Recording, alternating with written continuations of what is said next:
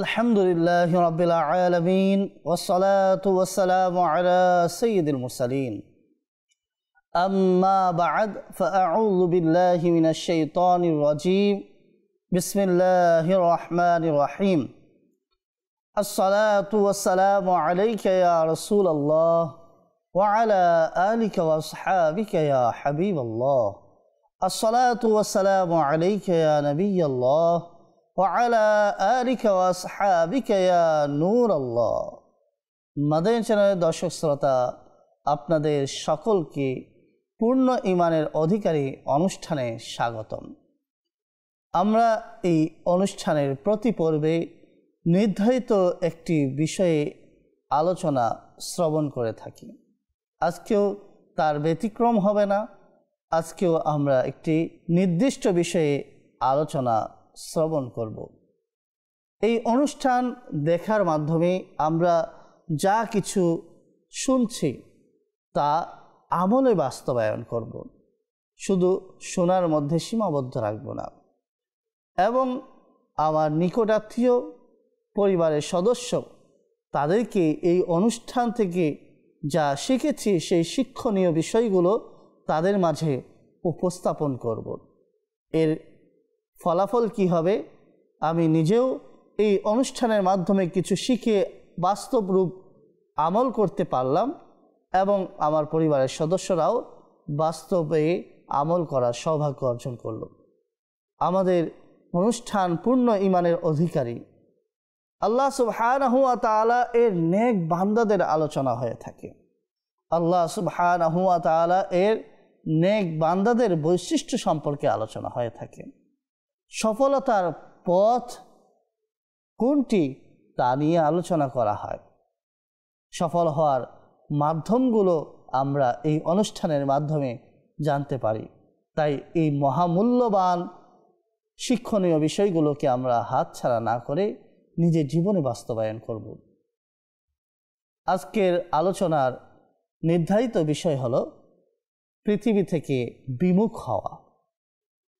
এটি অনেক বড় একটি গুণ, যার মাঝে এই গুণ থাকে সে সহজেই আল্লাহ তাআলার নৈকট্যশীল বান্দা হতে পারে, রাসূলুল্লাহ সাল্লাল্লাহু আলাইহি ওয়াসাল্লামের প্রকৃত আশিক হতে পারে।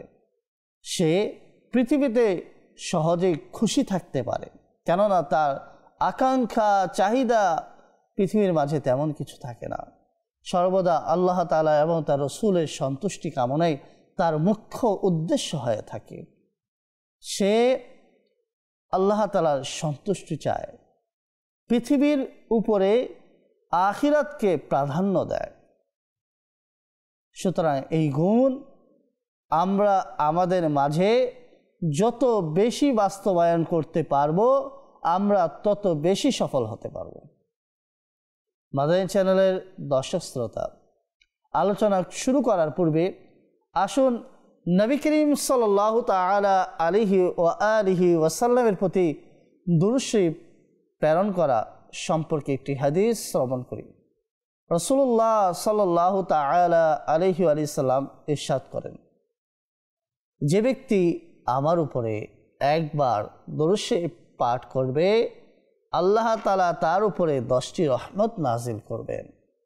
সাল্লু আল হাবিব সাল্লাল্লাহু তাআলা আলা মুহাম্মদ সাল্লাল্লাহু আলাইহি ওয়াসাল্লাম। মাদানী চ্যানেলের দর্শক শ্রোতা, পৃথিবী থেকে বিমুখ হওয়ার গুণ সম্পর্কে আমরা আজকে আলোচনা শুনবো ইনশাআল্লাহ।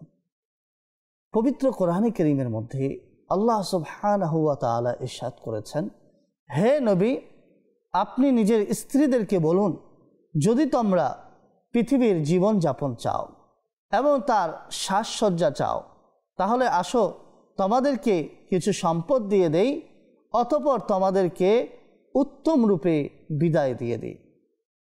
আর যদি তোমরা আল্লাহ তাআলা এবং তার রাসূলকে চাও এবং আখিরাতকে চাও, তাহলে নিশ্চয়ই আল্লাহ সুবহানাহু ওয়া তাআলা তোমাদের মধ্য হতে নেককারদের জন্য বড় প্রতিদান, মহা প্রতিদান তৈরি করে রেখেছেন। এই আয়াতের ভাবার্থ থেকে আমরা জানতে পারছি যে আল্লাহ সুবহানাহু ওয়া তাআলা তার হাবিবকে বললেন, তার হাবিব যেন তার স্ত্রীদেরকে, নবী করিম সাল্লাল্লাহু আলাইহি ইসলামের স্ত্রীদেরকে এই বার্তাটি দেয়।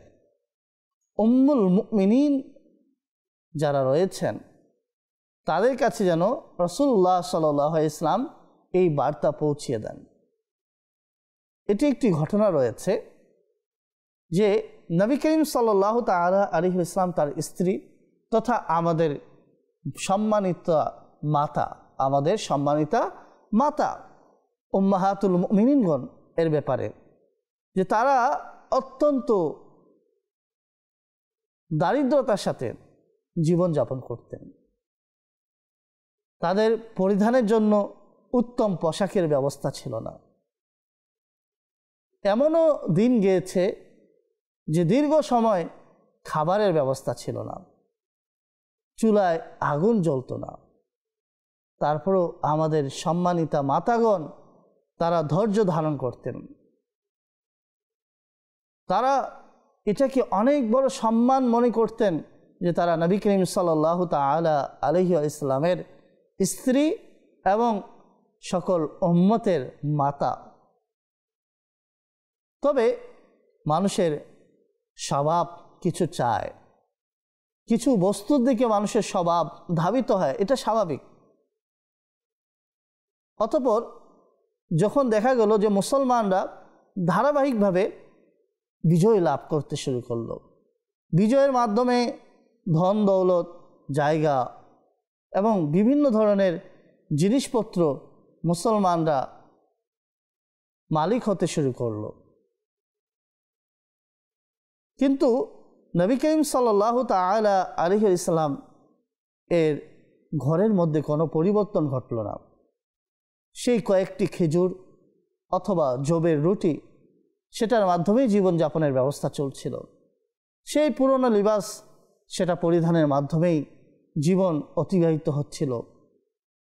এভাবেই নবী করিম সাল্লাল্লাহু তাআলা আলাইহি ওয়াসাল্লাম এবং তার স্ত্রীগণ জীবনযাপন করছিলেন।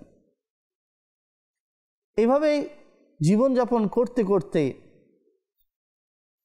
তারা নবী করিম সাল্লাল্লাহু তাআলা আলাইহি ওয়াসাল্লাম এর সাথে কথোপকথন করা শুরু করলেন এবং একদিন নবী করিম সাল্লাল্লাহু তাআলা আলাইহি ওয়াসাল্লাম এর দরবারে উপস্থিত হয়ে আরজ করলেন, ইয়া রাসূলুল্লাহ সাল্লাল্লাহু আলাইহি ওয়াসাল্লাম,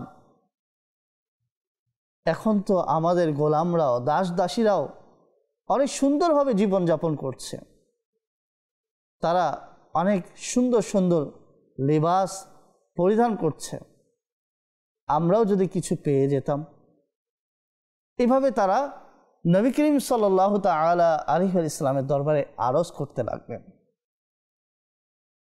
মনে রাখতে হবে, আমাদের অধিকাংশ সম্মানিতা মাতাগণ, উম্মাহাতুল মুমিনিনগণ ধনী পরিবারের সাথে সম্পৃক্ত ছিলেন।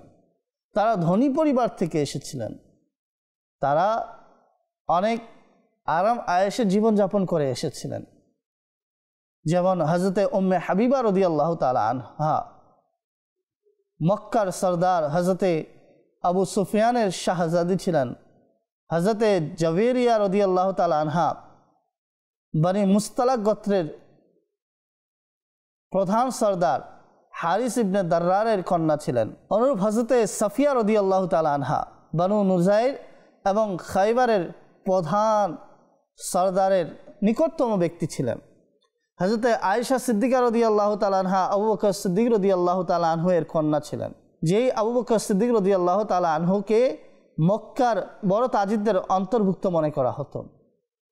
হযরতে হাফসা রাদিয়াল্লাহু তাআলা আনহা, তিনি হযরতে ওমর ফারুক আজম রাদিয়াল্লাহু তাআলা আনহু এর শাহজাদি ছিলেন, যিনি মক্কার সরদারদের মধ্য হতে একজন সরদার ছিলেন। হযরতে যায়েনব বিনতে জাহাশ এবং হযরতে উম্মে সালমা রাদিয়াল্লাহু তাআলা আনহু, তিনিও কুরাইশ বংশের একটি ধনী পরিবারের সাথে সম্পৃক্ত ছিলেন। সুতরাং বিবাহের পূর্বে তারা প্রত্যেকেই অনেক আরাম আয়েশের সাথে জীবনযাপন করেছেন। প্রত্যেকেই ধনী ব্যক্তি ছিলেন এবং ধর্নাঢ্য পরিবারের সাথে সম্পৃক্ত ছিলেন। তারপরও তারা অত্যন্ত সাদামাঠা জীবনযাপন করেছেন, ধৈর্য ধারণ করেছেন। তারাও চাইতেন যেন তারাও সুন্দরভাবে জীবনযাপন করতেন। এই আকাঙ্ক্ষায় তারা নবী করিম সাল্লাল্লাহু তাআলা আলাইহি ওয়াসাল্লামের দরবারে আরজ করেছিলেন।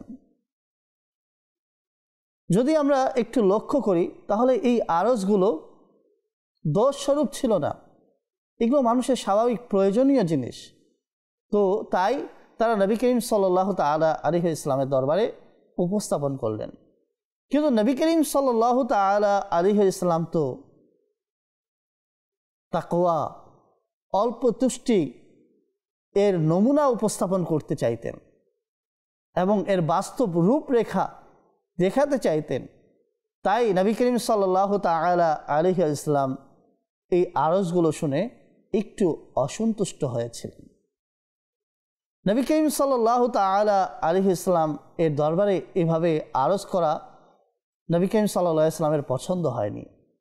তাই নবী করিম সাল্লাল্লাহু তাআলা আলাইহি ওয়াসাল্লাম ইলা তথা এইভাবে শপথ করলেন যে 1 মাস পর্যন্ত তিনি নিজের কোনো স্ত্রীর নিকটে যাবেন না। এইভাবে নবী করিম সাল্লাল্লাহু আলাইহি ওয়াসাল্লাম শপথ করে নিলেন। উদ্দেশ্য ছিল কি? রাসূলুল্লাহ সাল্লাল্লাহু আলাইহি ওয়াসাল্লাম চান সমাজের মাঝে জুহুদ ও তাকওয়া, পরহেজগারিতা, খোদাভীরুতাকে বাস্তবায়ন করতে। রাসূলুল্লাহ সাল্লাল্লাহু আলাইহি ওয়াসাল্লাম চান পৃথিবীর উপরে আখিরাতকে প্রাধান্য দিতে। তাই এই দুনিয়ার সাজসজ্জা, এই পৃথিবীর আরাম আয়েশকে রাসূলুল্লাহ সাল্লাল্লাহু আলাইহি ওয়াসাল্লাম প্রশ্রয় দেননি, দুনিয়া বিমুখ হওয়ার শিক্ষা প্রদান করেছেন। এই জন্য রাসূলুল্লাহ সাল্লাল্লাহু আলাইহি ওয়াসাল্লাম উম্মাহাতুল মুমিনিনদের চাহিদা পূরণ করার পরিবর্তে তারা যেন আরও ধৈর্যশীল হয়, তারা যেন পৃথিবীর উপরে আখিরাতকে আরও বেশি প্রাধান্য দেন। এই জন্য নবী করিম সাল্লাল্লাহু আলাইহি ওয়াসাল্লাম শপথ করলেন 1 মাস পর্যন্ত কোনো স্ত্রীর কাছে যাবেন না। আল্লাহু আকবার। 1 মাস একাকিত্বে থাকা শুরু করলেন। যে নবী করিম সাল্লাল্লাহু আলাইহি ওয়াসাল্লাম শুধু নামাজ পড়তে আসতেন এবং কারোর সাথে কথাবার্তা বলা ব্যতীত চলে যেতেন। এই অবস্থা দেখে সাহাবা ইকরাম আলাইহিম রিদওয়ানের মাঝে এক ধরনের অস্থিরতা কাজ করা শুরু করলো। তারা সকলেই চিন্তার মধ্যে বিভোর হয়ে গেল। তারা ধারণা করতে লাগলো হয়তোবা নবী করিম সাল্লাল্লাহু তাআলা আলাইহি ওয়াসাল্লাম নিজের স্ত্রীদেরকে তালাক দিয়ে দিয়েছেন বা ছেড়ে দিয়েছেন। এই ধরনের ধারণা সাহাবা ইকরাম আলাইহিম রিদওয়ানের মাঝে হতে শুরু হলো। তারা সকলেই চিন্তিত ছিল। সকলেই উম্মাহাতুল মুমিনিনদের ঘরের আশপাশে ভিড় লাগানো শুরু করলো। মূল অবস্থা সম্পর্কে অবগত হওয়ার জন্য চেষ্টা শুরু করলো। তো কোনো উম্মুল মুমিনিন, কোনো সম্মানিতা মাতা যথাযথ জবাবও প্রদান করলেন না। তাই তারা সকলেই চিন্তিত অবস্থায় রইল। এই অবস্থা চলমান ছিল। এগুলো দেখতে দেখতে হযরত ওমর রাদিয়াল্লাহু তাআলা আনহু তিনি একদিন চিন্তা করলেন যে তিনি নবী করিম সাল্লাল্লাহু আলাইহি ওয়াসাল্লামকে এই ব্যাপারে জিজ্ঞেস করবেন বা নবী করিম সাল্লাল্লাহু তাআলা আলাইহি ওয়াসাল্লামের কাছে এই বিষয়ে জানতে চাইবেন। কিন্তু নবী করিম সাল্লাল্লাহু আলাইহি ওয়াসাল্লাম হযরত ওমর রাদিয়াল্লাহু তাআলা আনহু এর দিকেও ভ্রুক্ষেপ করলেন না, দৃষ্টিপাত করলেন না। নবী করিম সাল্লাল্লাহু আলাইহি ওয়াসাল্লাম হুজরা মুবারকে চলে গেলেন। এভাবে ওমর রাদিয়াল্লাহু তাআলা আনহু বাহিরেই রয়ে গেলেন। নবী করিম সাল্লাল্লাহু আলাইহি ওয়াসাল্লাম যখন হযরত ওমরের দিকে তাকালেন না, তখন হযরত ওমর রাদিয়াল্লাহু তাআলা আনহু একটু ক্ষুণ্ণ হলেন, কষ্ট পেলেন। এটা স্বাভাবিক। আপনি যাকে খুব বেশি ভালোবাসেন, নিজের প্রাণের থেকেও বেশি ভালোবাসেন, আর যিনি আপনার প্রতি অনেক সহনশীল, অনেক দয়ালু, তিনি যদি কখনো আপনার দিকে না তাকান, সেই অবস্থা আপনিই ভালো বলতে পারবেন। এখানে তো অন্য কোনো ব্যক্তি নয়, রাসূল করিম সাল্লাল্লাহু আলাইহি ওয়াসাল্লামের কথা চলছে। যে রাসূল সকল উম্মতের ব্যথায় ব্যথিত, যে রাসূল সকল উম্মতকে নিয়ে চিন্তিত, সেই রাসূল সাল্লাল্লাহু আলাইহি ওয়াসাল্লাম যখন হযরতে ওমর ফারুক রাদিয়াল্লাহু তাআলা আনহু এর দিকে দৃষ্টিপাত করলেন না, তখন তার কী অবস্থা হয়েছিল সেটি তিনিই ভালো বলতে পারবেন। তখন তিনি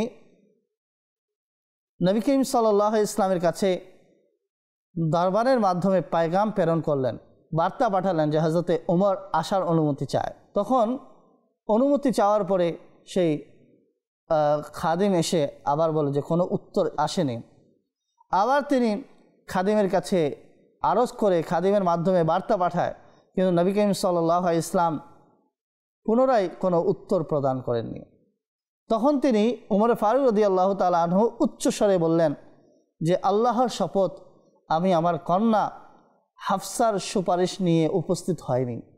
যদি তার কারণে আপনি নারাজ হয়ে থাকেন তাহলে আমি তার গর্দান থেকে মাথাকে পৃথক করতে প্রস্তুত আছি। যখন এই আওয়াজ নবী করিম সাল্লাল্লাহু আলাইহি ইসলামের পবিত্র কানে পৌঁছালো, নবী করিম সাল্লাল্লাহু আলাইহি ইসলাম আনন্দিত হলেন এবং তাকে ঘরে প্রবেশ করার অনুমতি প্রদান করলেন। হযরতে ওমর রাদিয়াল্লাহু তাআলা আনহু বলেন, যখন আমি নবী করিম সাল্লাল্লাহু আলাইহি ইসলামের দরবারে উপস্থিত হলাম তখন আপনার অবস্থা দেখে আমার চোখে অশ্রু চলে আসলো। আমি দেখলাম নবী করিম সাল্লাল্লাহু আলাইহি ইসলাম এমন একটি বিছানায় ঘুমিয়ে আছেন যেই বিছানার দাগ আপনার শরীর মোবারকের মধ্যে রয়েছে, যেই বিছানার কারণে আপনার শরীর মোবারক লাল হয়ে গেছে। খাবারের জন্য সামান্য জবের রুটি রাখা রয়েছে, পান করার জন্য একটি পাত্রের মাঝে সামান্য পানি রয়েছে। নবী করিম সাল্লাল্লাহু আলাইহি ইসলাম আমার দিকে দৃষ্টিপাত করলেন এবং জিজ্ঞেস করলেন, ওমর কেন কান্না করছো? আমি আরজ করলাম, ইয়া রাসূলুল্লাহ সাল্লাল্লাহু আলাইহি ইসলাম, এর থেকে এমন কোন সময় রয়েছে যে সময় মানুষ কান্না করবে? এই অবস্থা দেখে কান্না করব না তো কখন কান্না করব, এমন ভাববর্তী তার ছিল। এমন ভাবার্থই আমরা এই ঘটনা থেকে পাচ্ছি যে কায়সার ও কিসরা যারা আল্লাহ তাআলার শত্রু, তারা নিয়ামতের মধ্যে আরাম আয়েশ করছেন, আর আপনি যিনি আল্লাহ তাআলার প্রিয় হাবিব এবং তার খাজানার মালিক, যার সদকায় দাসরা উম্মতেরা অসংখ্য নিয়ামত পাচ্ছে। তখন নবী করিম সাল্লাল্লাহু আলাইহি ইসলাম বললেন, তুমি কি এই বিষয়ে রাজি নয় যে কায়সার ও কিসরা পৃথিবী এবং আমরা আখিরাত পাব? অর্থাৎ কায়সার ও কিসরা তো পৃথিবী পেয়েছে, আমরা আখিরাত পাব। তখন তিনি খামোশ হয়ে গেলেন, নিশ্চুপ হয়ে গেলেন। অতঃপর আমি নবী করিম সাল্লাল্লাহু আলাইহি ইসলামকে খুশি দেওয়ার জন্য, আনন্দিত করার জন্য বিভিন্ন বিষয়ে কথা বলতে শুরু করলাম। এক পর্যায়ে নবী করিম সাল্লাল্লাহু আলাইহি ইসলামের পবিত্র চেহারায় মুচকি হাসি দেখতে পেলেন। আল্লাহু আকবার। তখন একটু সাহস আসলো, তিনি সাহস করে নবী করিম সাল্লাল্লাহু আলাইহি ইসলামকে জিজ্ঞেস করলেন, ইয়া রাসূলুল্লাহ সাল্লাল্লাহু আলাইহি ইসলাম, আপনি কি আপনার সম্মানিতা স্ত্রীগণকে তালাক দিয়েছেন? নবী করিম সাল্লাল্লাহু আলাইহি ইসলাম বলেন, না।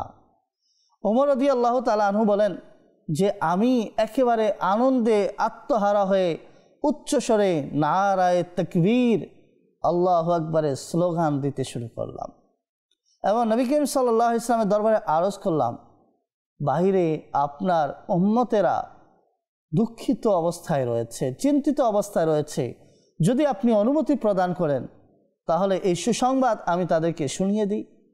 নবী করিম সাল্লাল্লাহু আলাইহি ইসলাম যখন অনুমতি প্রদান করলেন, তিনি বলছেন, আমি দৌড়ে গেলাম এবং সকলকে এই বার্তা পৌঁছিয়ে দিলাম যে আমার নবী সাল্লাল্লাহু আলাইহি ইসলাম কাউকে তালাক প্রদান করেননি। সাহাবায়ে কেরাম আনন্দিত হলেন, একে অপরের সাথে গলা মিলানো শুরু করলেন এবং যে দুঃখ বেদনা চিন্তা ছিল এগুলো সব দূরীভূত হয়ে গেল।